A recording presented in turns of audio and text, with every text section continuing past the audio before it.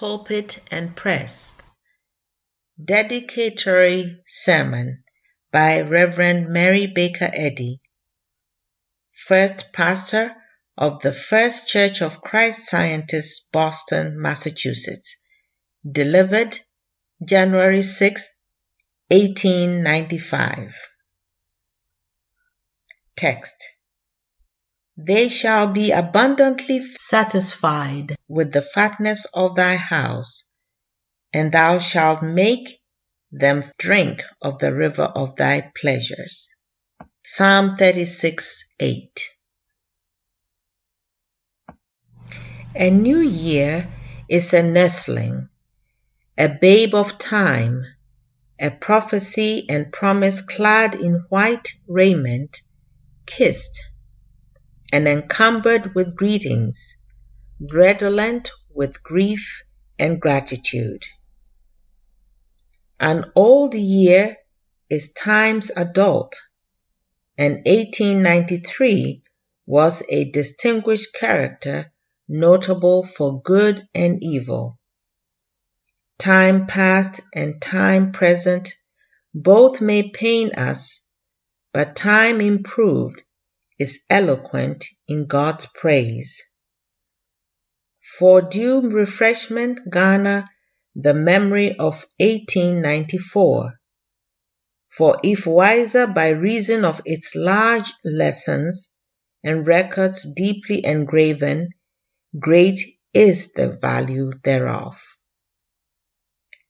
Pass on, returnless year, the path behind thee is with glory crowned.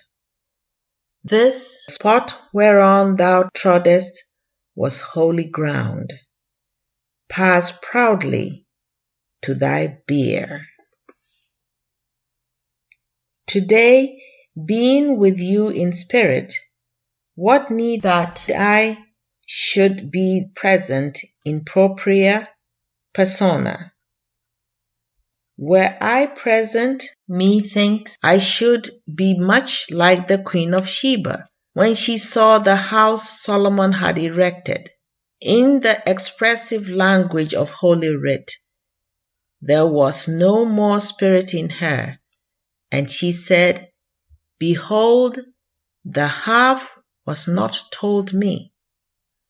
Thy wisdom and prosperity exceedeth the fame which I heard.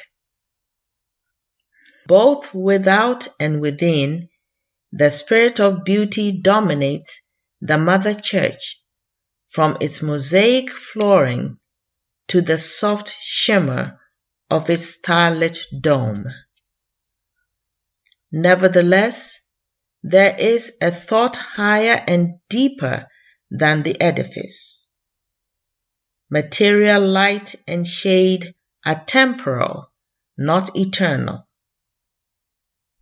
Turning the attention from sublunary views, however enchanting, think for a moment with me of the house wherewith they shall be abundantly satisfied, even the house not made with hands, eternal in the heavens. With the mind's eye, glance at the direful scenes of the war between China and Japan. Imagine yourselves in a poorly barricaded fort, fiercely besieged by the enemy. Would you rush forth single-handed to combat the foe? Nay, would you not rather strengthen your citadel by every means in your power, and remain within the walls for its defense? Likewise, should we do as metaphysicians and Christian scientists. The real house in which we live and move and have our being is Spirit God, the eternal harmony of infinite soul. The enemy we confront would overthrow this sublime fortress, and it behooves us to defend our heritage. How can we do this Christianly scientific work?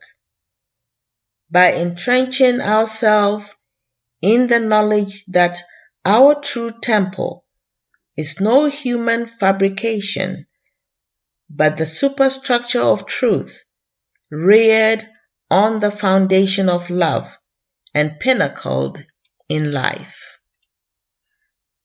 Such being its nature, how can our godly temple possibly be demolished or even disturbed?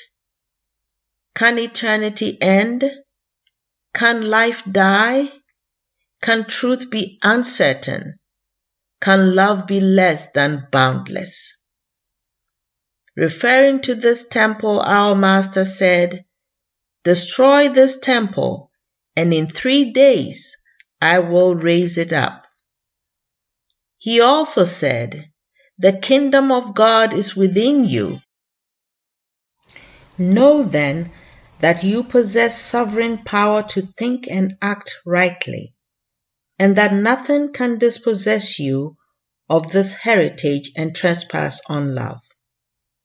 If you maintain this position, who or what can cause you to sin or suffer?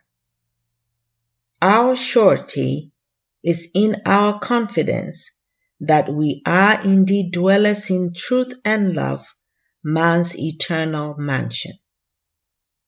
Such a heavenly assurance ends all warfare and bids tumult cease, for the good fight we have waged is over, and divine love gives us the true sense of victory.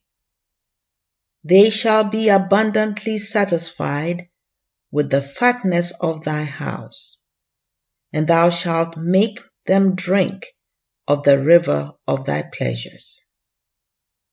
No longer are we of the church militant, but of the church triumphant, and with Job of old we exclaim, "Yet in my flesh shall I see God." The river of his pleasures is a tributary of divine love, whose living waters have their source in God and flow into everlasting life. We drink of this river when all human desires are quenched, satisfied with what is pleasing to the divine mind. Perchance someone of you may say, "The evidence of spiritual verity in me is so small that I am afraid. I feel so far from victory over the flesh that to reach out for a present realization of my hope savors of temerity. Because of my own unfitness for such a spiritual animus, my strength is not, and my faith fails. O thou weak and infirm of purpose!" Jesus said, "Be not afraid." What if the little rain should say, "So small a drop as I can ne'er refresh a drooping earth, I'll tarry in the sky"? Is not a man metaphysically and mathematically number one, a unit, and therefore whole number, governed and protected by his divine principle, God? You have simply to preserve a scientific, positive sense of unity with your divine source and daily demonstrate this. Then you will find that one is as important a factor as duodecillions in being and doing right, and thus demonstrating deific principle. A dewdrop reflects the sun. Each of Christ's little ones reflects the infinite one, and therefore is the seer's declaration true that one on God's side is a majority. A single drop of water may help to hide the stars or crown the tree with blossoms. Who lives in good lives also in God, lives in all life through all space. His is an individual kingdom, his diadem a crown of crowns. His existence is deathless, forever unfolding its eternal principle. Wait patiently on illimitable love, the Lord and giver of life. Reflect this life, and with it cometh the full power of being. They shall be abundantly satisfied with the fatness of thy house. In 1893, the World's Parliament of Religions, held in Chicago, used in all its public sessions my form of prayer since 1866. And one of the very clergymen who had publicly proclaimed me the prayerless Mrs. Eddy offered his audible adoration in the words I use, besides listening to an address on Christian Science from my pen, read by Judge S. J. Hanna in that unique assembly. When the light of one friendship after another passes from earth to heaven, we kindle in place thereof the glow of some deathless reality. Memory, faithful to goodness, holds in her secret chambers those characters of holiest sort, bravest to endure, firmest to suffer, soonest to renounce. Such was the founder of the Concord School of Philosophy, the late A. Bronson Alcott. After the publication of Science and Health with Key to the Scriptures, his athletic mind, scholarly and serene, was the first to bedew my hope with a drop of humanity. When the press and pulpit cannonaded this book, he introduced himself to its author by saying, "I have come to comfort you." Then eloquently paraphrasing it and prophesying its prosperity, his conversation with a beauty all its own reassured me. That prophecy is fulfilled. This book, in 1895, is in its 91st edition of 1,000 copies. It is in the public libraries of the principal cities, colleges, and universities of America. Also the same in Great Britain, France, Germany, Russia, Italy, Greece, Japan, India, and China, in the Oxford University and the Victoria Institute, England, in the Academy of Greece and the Vatican at Rome. This book is the leaven fermenting religion. It is palpably working in the sermons, Sunday schools, and literature of our and other lands. This spiritual chemicalization is the upheaval produced when truth is neutralizing error and impurities are passing off. And it will continue till the antithesis of Christianity, engendering the limited forms of a national or tyrannical religion, yields to the church established by the Nazarene prophet and maintained on the spiritual foundation of Christ's healing. Good, the Anglo-Saxon term for God, unites science to Christianity. It presents to the understanding not matter but mind, not the deified drug, but the goodness of God, healing and saving mankind. The author of Marriage of the Lamb, who made the mistake of thinking she caught her notions from my book, wrote to me in 1894. 6 months ago, your book, Science and Health, was put into my hands. I had not read 3 pages before I realized I had found that for which I had hungered since girlhood, and was healed instantaneously of an ailment of 7 years standing. I cast from me the false remedy I had vainly used and turned to the great physician. I went with my husband, a missionary to China, in 1884. He went out under the auspices of the Methodist Episcopal Church. I feel the truth is leading us to return to Japan.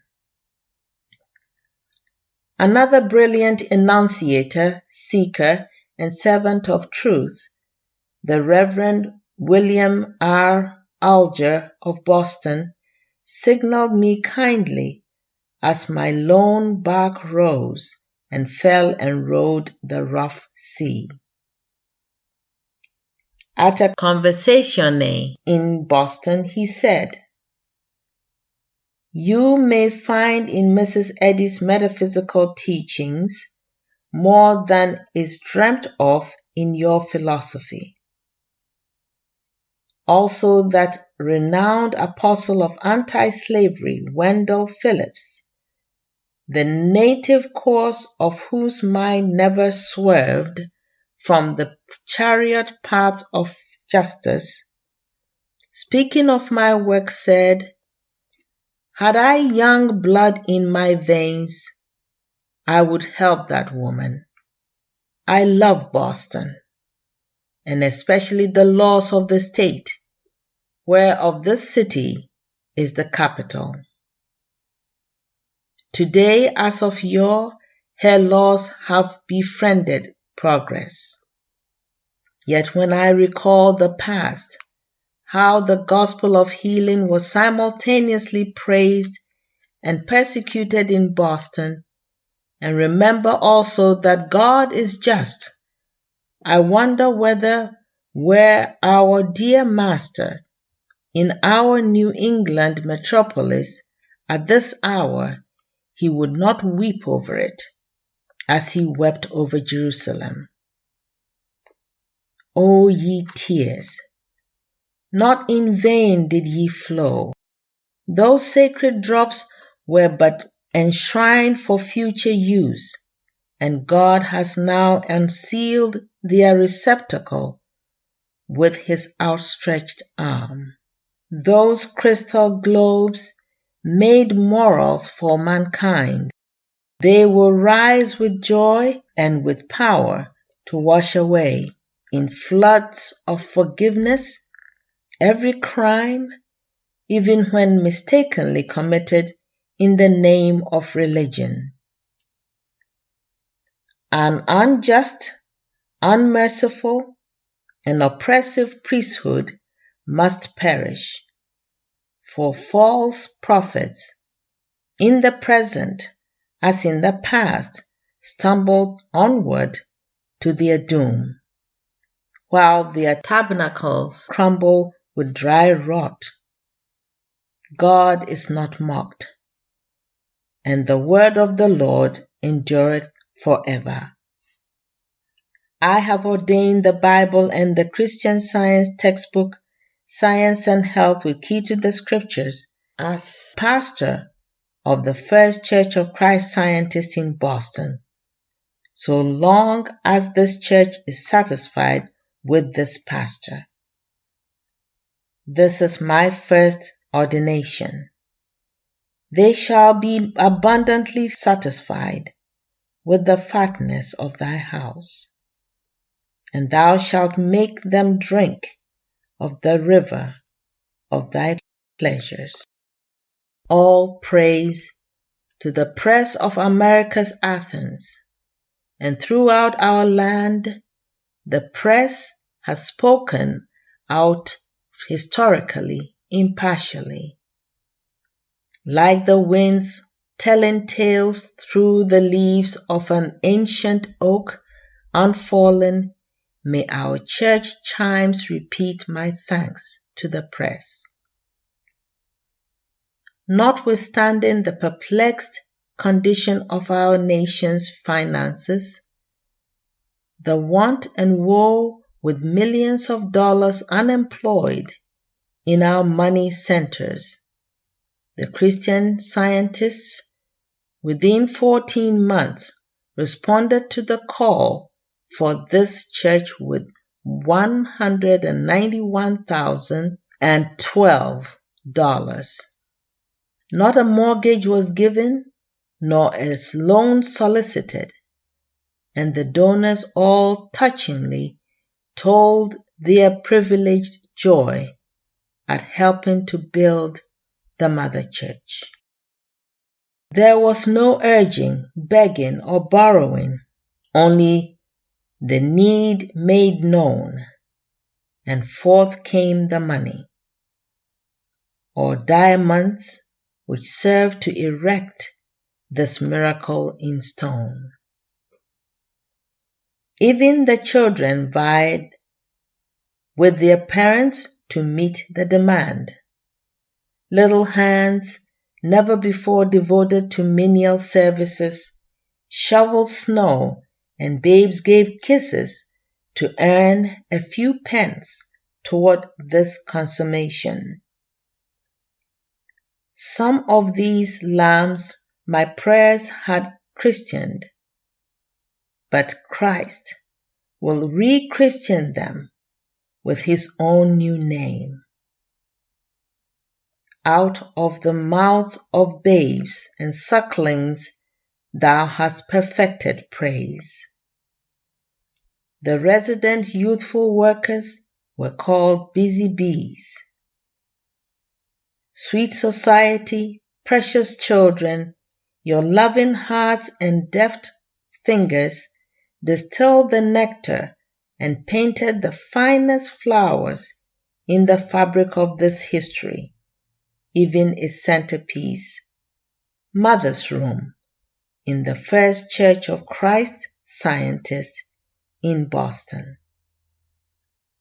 The children are destined to witness results which will eclipse Oriental dreams. They belong to the 20th century. By juvenile aid into the building fund have come $4,460. Ah, children, you are the bulwarks of freedom, the cement of society, the hope of our race. Brothers of the Christian Science Board of Directors, when your tireless tasks are done, well done. No Delphian lyre could break the full chords of such a rest. May the altar you have built never be shattered in our hearts, but justice, mercy, and love kindle perpetually its fires. It was well that the brother whose appliances warmed this house warmed also our perishless hope and nerved its grand fulfillment. Woman, true to her instinct, came to the rescue as sunshine from the clouds.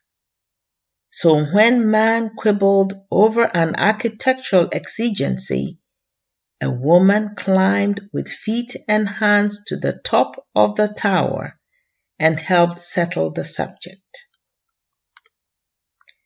After the loss of our late lamented pastor, Reverend D.A. Easton, the church services were maintained by excellent sermons from the editor of the Christian Science Journal, who with his better half is a very whole man, together with the Sunday school giving this flock drink from the river of his pleasures. O glorious hope and blessed assurance, it is your Father's good pleasure to give you the kingdom. Christians rejoice in secret. They have a bounty hidden from the world. Self-forgetfulness, purity, and love are treasures untold. Constant prayers, prophecies, and anointings. Practice not profession, goodness not doctrines, spiritual understanding not mere belief. Gain the ear and right hand of omnipotence and call down blessings infinite. Faith without works is dead. The foundation of enlightened faith is Christ's teachings and practice. It was our Master's self-immolation, his life-giving love, healing both mind and body, that raised the deadened conscience, paralyzed by inactive faith, to a quickened sense of mortals' necessities and God's power and purpose to supply them. It was in the words of the psalmist, "He who forgiveth all thine iniquities, who healeth all thy diseases." Rome's fallen fanes and silent Aventine is glory's tomb. Her pomp and power lie low in dust. Our land, more favored, had its pilgrim fathers. On shores of solitude, at Plymouth Rock, they planted a nation's heart, the rights of conscience, imperishable glory. No dream of avarice or ambition broke their exalted purpose. Theirs was the wish to reign in hope's reality, the realm of love.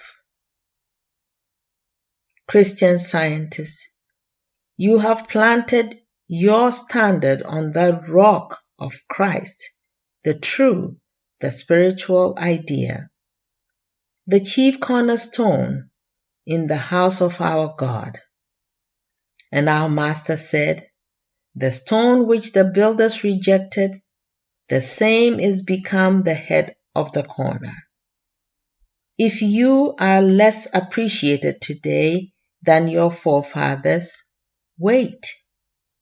For if you are as devout as they and more scientific, as progress certainly demands, your plant is immortal. Let us rejoice that chill vicissitudes have not withheld the timely shelter of this house, which descended like dayspring from on high. Divine Presence, breathe thou thy blessing on every heart in this house. Speak out, O soul. This is the newborn of spirit. This is his redeemed. This his beloved. May the kingdom of God within you, with you always reascending, bear you outward, upward, heavenward.